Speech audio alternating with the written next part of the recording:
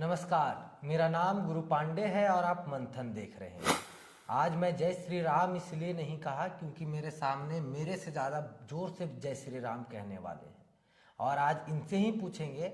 और इनके पास आने का मेरा सबसे पहला मकसद ये है कि हजारीबाग में रामनवमी आ रहा है और अमन शर्मा जी रामनवमी के सामने तेज हो जाते हैं। तेज इसलिए हो जाते हैं क्योंकि आज से 2 वर्ष पूर्व इन्होंने झंडा चौक पर अकेले जय श्री राम का नारा लगाया।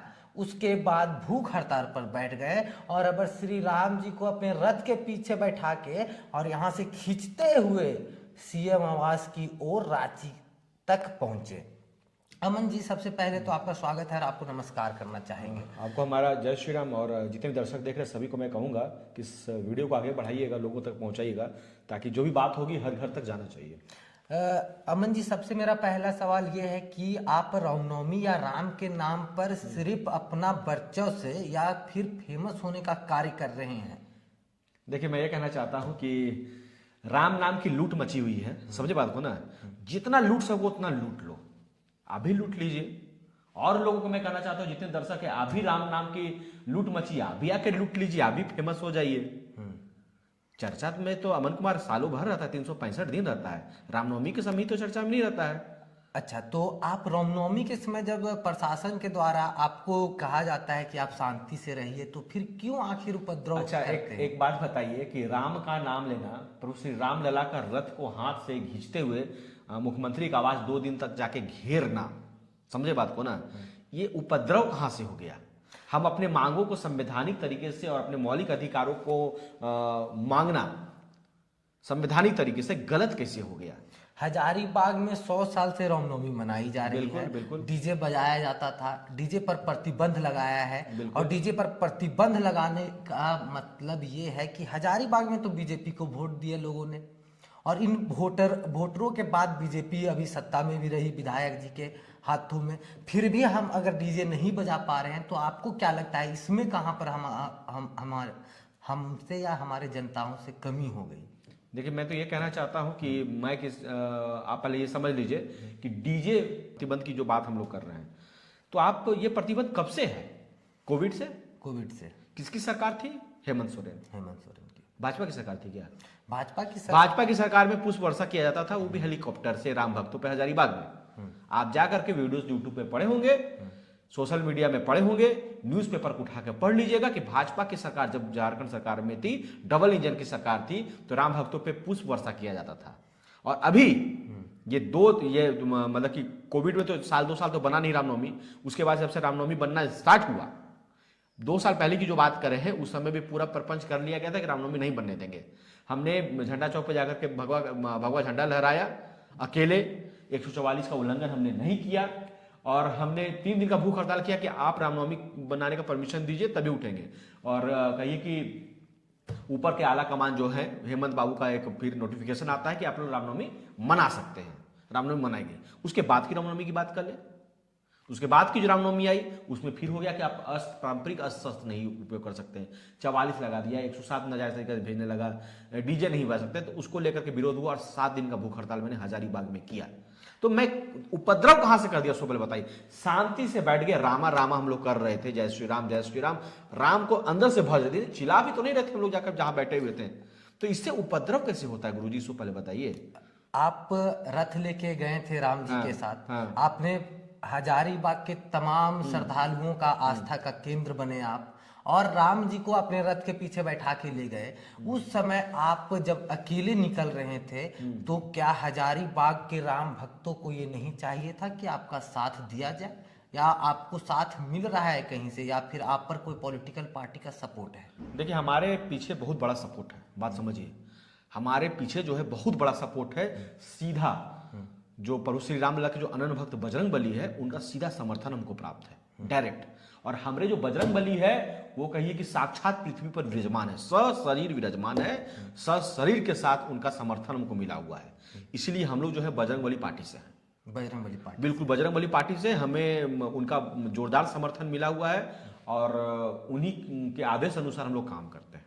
आदेश था कि श्री राम लला का रथ को लेकर के जाना है। अब मुख्यमंत्री जी से जाकर उनको बतलाना है कि आप प्राण प्रतिष्ठा में तो वहां नहीं पहुंचे, 22 तारीख को नहीं पहुंचे, हम रामलला को ही लेके आए हैं, वही प्रारूप लेकर के आए हैं। कम से कम दर्शन कर लीजिए, प्रसाद ग्रहण कर लीजिए, आरती ले लीजिए, उसके बाद हम अपनी बात करें कि हमारी क्या क्या मांगे हैं। आपकी एक छोटी सी वीडियो की क्लिप जो बहुत वायरल हो रही है, जहां पर आपने प्रशासन से सवाल किया है, वहां आप जब सीएम आवास के बाहर पहुंचे तो आपके साथ प्रशासन के द्वारा कि इस तरीके का क्या व्यवहार किया गया कि आपको कैमरा खोलने का जरूरत पड़ गई? देखिए, मैं आपको बताना चाह रहा हूं कि हम लोग सभी राम भक्त सड़क पे बैठे हुए थे, सो रहे थे। मैं बैठा था और सबको मच्छर काटा था, मैं देख रहा था। तो जो धूप अगरबत्ती होता है ना, उसको जला के हम लोग हाथ में रखे हुए थे। प्रशासन की टीम आती है, करीब 100 लोग होंगे उन लोग, 100 लोग होंगे उन लोग, और हम लोग 250 लोग थे।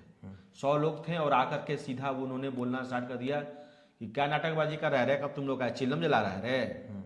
प्रशासन आपसे कहते हैं कि प्रशासन चिलम जला रहे हैं। इसी भाषा में टोन, जो पुलिसिया टोन होता है डराने धमकाने का, तो चिल्लम जला रहा है रे। हमारा छीनने के लिए आए हुए हैं। मोबाइल कैसे छीन सकते हैं आप? सब मोबाइल ऑन करो जी, ऑन करो, सब मोबाइल ऑन करो। आप मोबाइल छीनिएगा हमारा, आप मोबाइल के बाद कीजिए। चालू करो, मोबाइल फोन चालू आप करो, छीन सकते हैं लाइव हमारा। है। लाइव हम समझ गए कि जो है पुलिसिया टोन, हम लोग तो हमेशा देखते रहते हैं, रूबरू होते हैं प्रशासन से, कि अब मेरे राम भक्तों को यहाँ पे पिटाई करके भगाने का प्रयास है बलपूर्वक। हमने तुरंत फोन को ऑन किया बिना कुछ बोले क्या बोल रहे हैं सो बोलिए। तो बोले अरे फोन ऑन किया, फोन छीनो इसका। प्रशासन आपको फोन छीनने का बात भी कहती आप है। फोन छीनने के लिए आ गया, बोले कि लाइव लोग आपको देख रहे हैं। उसके बाद मैं अपना आवाज को थोड़ा सा बोल्ड किया संवैधानिक तरीके से। अब मर्यादी भाषा का मैंने प्रयोग कहीं भी नहीं किया, आप देख सकते हैं। अमन जी, आप वहां पर रथ लेके गए तो क्या सीएम आपसे मिलने आए या फिर उनके लोग आपसे मिलने आए? क्या सीएम ने आपसे बात करने की कोशिश की? क्या झारखंड का सरकार आपसे बात करने का कोशिश किया? मैं यही कहना चाहूँगा कि हम लोग जब आरती कर रहे थे तो झारखंड सरकार के तमाम मंत्री, राज्यसभा सांसद, विधायक उसी गेट से क्रॉस कर रहे थे। सबसे निवेदन किया कि आरती समाप्त हो चला है, आप आरती ले लीजिए, प्रसाद ग्रहण कर लीजिए। एक एक का नाम अनाउंसमेंट किया गया। राजेश ठाकुर जी प्रसाद ले लीजिए, राजेश ठाकुर जी आप कांग्रेस के अध्यक्ष हैं, आप आकर के आरती परशुराम रामलला का ले लीजिए। अम्बा प्रसाद को कहा कि वो विधायिका है, बन्ना गुप्ता को बोला, इरफान अंसारी को बोला, जितने लोग गए तमाम, चाहे टाइगर जयराम जो उनकी जो पत्नी है, जो भी कौन देवी नाम मुझे ध्यान में नहीं आ रहा है, गिरिडीह से जो उपचुनाव हुआ, जो जीती हैं, मैंने उनको भी बोला, सबको मैंने बोला, सत्यानंद भोक्ता को भी मैंने बोला, लेकिन किसी ने भी परशुराम रामलला का दर्शन तो छोड़िए, सोचे बात को वहाँ रुकना भी उचित नहीं समझा और गाड़ी से अंदर चले गए। और जब निकलने लगे तभी कोई नहीं रुके, तभी आग्रह किया। और सबको मैंने यही कहा कि फलना जी को जय श्री राम, चिल्ला जी को जय श्री राम, फलना मंत्री को जय श्री राम, तिल्ला विधायक को जय श्री राम। हमने अब शब्द कहीं नहीं उपयोग किया। हाँ, ये जरूर कहा कि भाग रहा है, झारखंड सरकार भाग रहा है, क्योंकि परशुराम रामलला का बिना आशीर्वाद दिए वो भाग रहे थे। श्री राम भक्तों से वो फेस नहीं कर रहे थे। अम्बा प्रसाद जब विधायिका है बड़का गांव की, उनका क्षेत्र है और महोदी वहीं पड़ता है, उनको तो मिलना चाहिए। अरे समझना चाहिए, आप इतने सेकुलर कैसे हो सकते हैं? 40 वर्षों से महोदी का इतिहास है कि वहां रामनवमी, राम जन्मोत्सव नहीं मनाया जाता है। तो आप वहां पर एक बार अपने लोगों से तो मिलते, संतावना तो देते, बोलते तो कि आपको मिलाया जाएगा। मैं आप लोगों को बताता हूं कि हम लोग जिस दिन सीएम आवास को घेरे थे और वहां पे बैठे हुए थे, तो हम लोग 250 की संख्या में थे और 250 की संख्या में थे और दिन भर सब भूखे थे, सभी लोग, सभी राम भक्त भूखे थे। और हम लोग को कोई पॉलिटिकल पार्टी या किसी का ऐसा फंड नहीं जनरेट था कि हम लोग आंदोलन को चलाने के लिए हमें फंड आ रहा है, पैसा आ रहा है, रुपया आ रहा है, खाना का व्यवस्था है, चिन्ह, कोई नहीं। सभी राम भक्त अपना पैसा खर्च करके वहाँ पहुँचे थे। गुरु पांडे जी, बहुत ही मार्मिक बात मैं आपको बताने जा रहा हूँ। सभी को मच्छर काट रहा था, सभी बैठे हुए थे, सभी भूख। खिचड़ी का व्यवस्था हुआ, एक विशाल वाल्मीकि भैया उन्होंने खिचड़ी का व्यवस्था किया और खिचड़ी का व्यवस्था 60 पैकेट का हुआ, 60 पैकेट्स, 60 पैकेट खिचड़ी का व्यवस्था हुआ। जब खाना हम लोग के पास में आता है तो पूछा मैं कितना पैकेट है, तो बोले 60 पैकेट ही हो पाया है और हम लोग 250 लोग वहाँ पे थे। तो हमने उस समय यही कहा कि जितने भी वृद्ध हैं और जितने भी बच्चे हैं उनको खाना खिलाओ। हम जवान लोग हैं, हम लोग लड़ेंगे। अच्छा अमन जी, सिर्फ आप ही क्यों और कोई क्यों नहीं? 250 लोग वहाँ पे थे। 250 लोग थे आप? 250 लोग थे वो सच्चे राम भक्त थे जो कि किसी राजनीतिक पार्टी से प्रेरित नहीं थे, किसी अल बल दल संगठन से प्रेरित नहीं थे। हाँ, श्री राम लला से प्रेरित जरूर थे।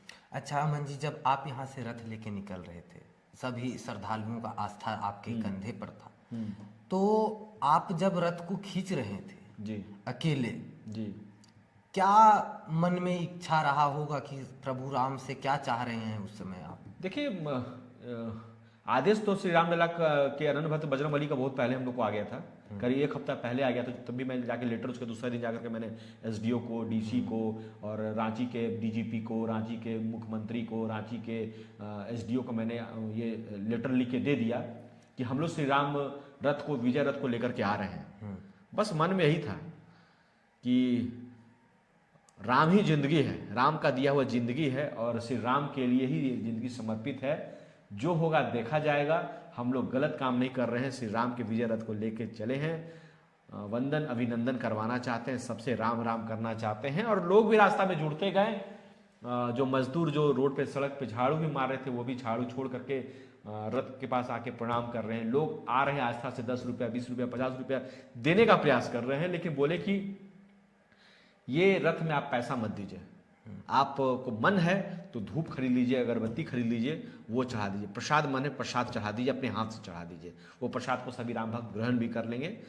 और बहुत ही मार्मिक यात्रा रहा। रास्ते में जिस प्रकार से श्री राम के भक्त उनसे जुड़ रहे थे और उनके दर्शन मात्र से रो दे रहे थे, और मैं आज भी याद करता हूँ तो मैं भावुक हो जाता हूँ। और ये पूरी यात्रा में मैं कई बार भावुक हो गया रथ को घिंचते घिंचते।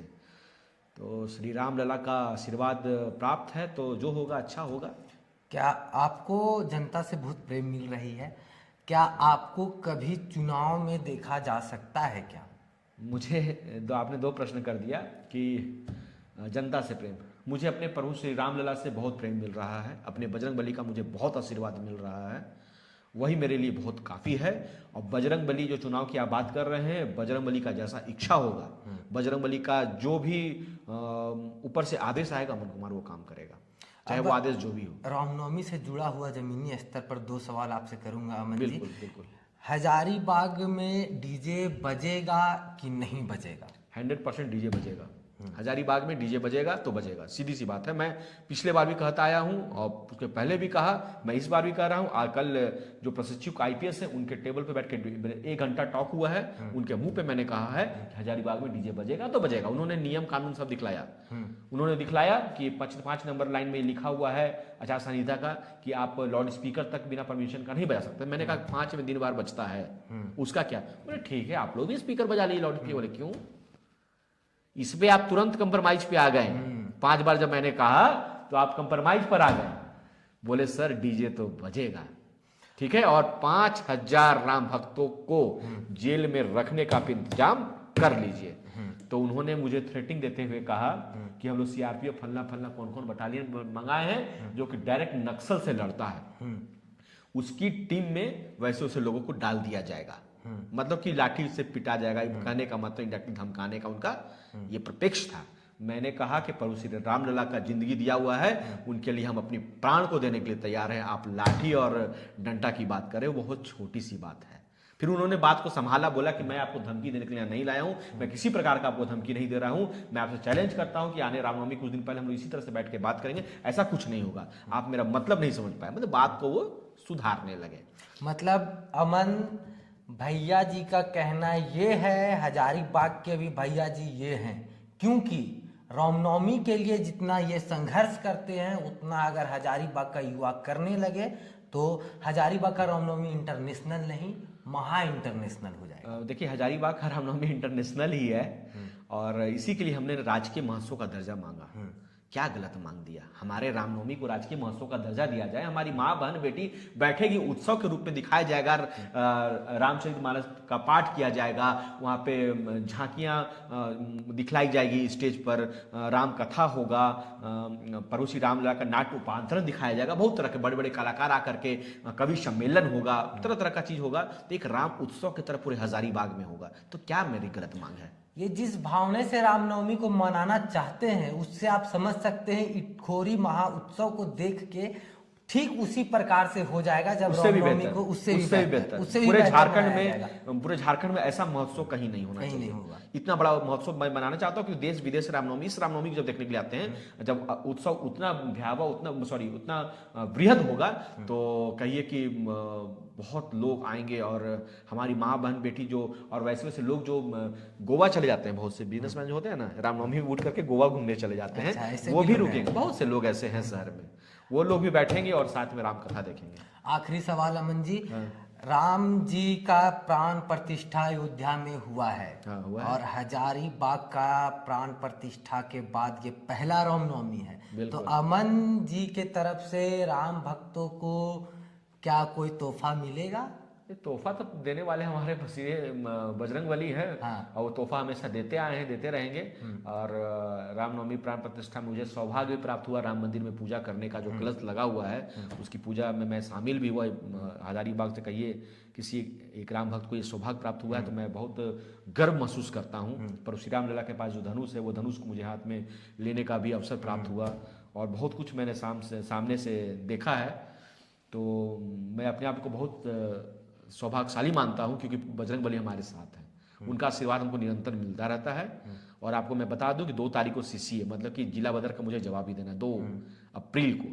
और मैं एक लाइव सेशन भी करने वाला हूं, मेरे से क्या सवाल जिला बदर को किए गए हैं, उसके जवाब क्या है, मैं लाइव बताऊंगा लोगों को, पूरे हजारीबाग को सारे पेज से लाइव होकर मैं बतलाऊंगा। हो सकता है इस रामनवमी पहले 2 तारीख के बाद तो रामनवमी है, तो मुझे जवाब देने के बाद मुझे जिला बदर कर दिया जाए। लेकिन कुछ भी कर दिया जाए, मैं जहां रहूंगा, बगल में रामगढ़ है, रामगढ़ में रहूंगा, ठीक है ना, वहीं से वीडियोस बनाऊंगा, वहीं से आवाज उठाऊंगा, ठीक है ना।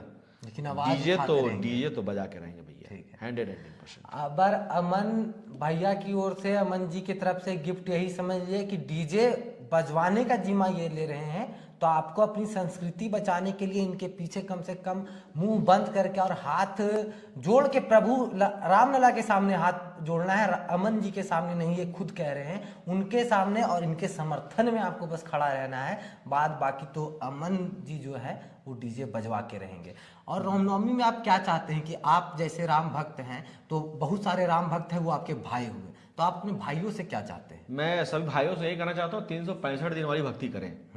365 दिन वाली भक्ति करें। ऐसा नहीं कि रामनवमी आया और बस मोरेठा टाइट कर लिए, भागवा गमछी कंधा पर रख दिए और बोले हम बनवो अध्यक्ष, हमारा बनना हो अध्यक्ष। देखिए, श्री राम के कार्य करने के लिए किसी अध्यक्ष बनने की आवश्यकता नहीं है। राम का कार्य करना है तो आपके मन में श्रद्धा होनी चाहिए। समझ गए बात को ना। तो तुम अध्यक्ष बनना चाहते हो, बनो भाई, नेतृत्व करो, लेकिन 365 दिन तक राम भक्तों को धोखे में रखने वाला काम ना करो। इसलिए अगर रामनवमी महासमिति चुनाव जो होगा तो वहाँ पे बहुत कड़े कड़े प्रश्न दागे जाएंगे और पूरे समाज के सामने में जितने भी संरक्षण समिति के लोग हैं, महासमिति के लोग हैं, उनसे सवाल तो पूछा जाएगा। अगर यही रवैया रहा तो आपके ऑन कैमरा में बोल देता हूं कि अबर का महासमिति को भंग करने का भी काम अमन कुमार करेगा और नया महासमिति बनेगा 110%। अबर जो रामनवमी होगी उस पर और भी चर्चा होगी। इस चैनल पर आप बने रहिएगा और जितना भी चर्चा होगा सब रामनवमी को लेके होगा, क्योंकि हजारीबाग का रामनवमी इंटरनेशनल है। हमारे साथ अमन भाई अमन जी हैं। इनका आप फेसबुक पर हमेशा लाइव आते हैं और लाइव के द्वारा सबको पता चलता है। आप फेसबुक पर कब से काम कर रहे हैं अमन जी? सोशल मीडिया पर आप नहीं, मैं सोशल मीडिया पे काम नहीं करता। सोशल मीडिया तो एक जरिया है लोगों तक बात को पहुंचाने का। मैं ग्राउंड पे काम करता हूँ। मैं ग्राउंड पे काम करता हूँ। मुझे बोलना नहीं आता। मैं कोई प्रवक्ता नहीं हूँ। मैं पहले बताता हूँ, मैं प्रवक्ता नहीं हूँ। हजारीबाग बहुत अच्छे अच्छे प्रवक्ता लोग हैं, मैं देखा हूँ जो अच्छा बोलते हैं। मुझे बोलना बिल्कुल नहीं आता है, मुझे काम करना जरूर आता है। मैं ग्राउंड पे काम करता हूँ। वो काम अगर फेसबुक में दिखता है, सोशल मीडिया, तो भाई दिखेगा ही, आपको पोस्ट करेंगे ही। और सोशल मीडिया मेरा प्रायोरिटी नहीं है। मेरा प्रायोरिटी हिंदुत्व के लिए काम करना, वो भी ग्राउंड लेवल पर। और मैं लोगों को प्रेरित करता हूँ कि आप भी ग्राउंड लेवल पे काम कीजिए। तो आगे भी रामनवमी की जानकारी के लिए आप ये चैनल के साथ बने रहें, और फिर से होगा तो फिर अमन जी से मिला जाएगा। और रामनवमी को सही तरीके से दिखाने के लिए, सही तरीके से मनाने के लिए हमसे जो प्रयास होगा हम करेंगे। आप मंथन देख रहे थे और हमारे साथ थे अमन शर्मा जी। जय हिंद, जय भारत, जय श्री राम। जय श्री राम, जय हिंद राष्ट्र।